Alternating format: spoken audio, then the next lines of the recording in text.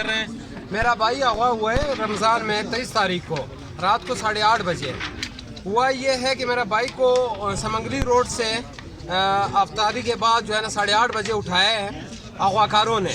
اغوا کاروں کے ساتھ وہ فوٹیج میں صاف صاف دیکھا جا سکتا ہے کہ 4-5 گاڑی ہے, اس میں موٹر سائیکل والے ہیں 2 جو بائک کو روک دیتے ہیں مین روڈ پہ اور آپس میں وہ ناٹک کر کے لڑائی کرنا شروع کرتے ہیں. اور میرا بھائی اترتا ہے گاڑی سے تو ان کو چھڑانے کے لیے پیچھے سے گاڑیاں آلریڈی کھڑی ہوتی ہے تو وہ پیچھے سے ان کو کندا کلاشن کا کندا کو ان کے سر پہ مارتے ہیں.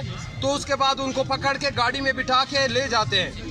اور ہوا یہ ہے کہ اب تک ہمارا انتظامیہ نے کوئی مدد نہیں کی ہے, بلکہ دیکھا جائے کہ اغوا کاروں کا مدد ہوا ہے.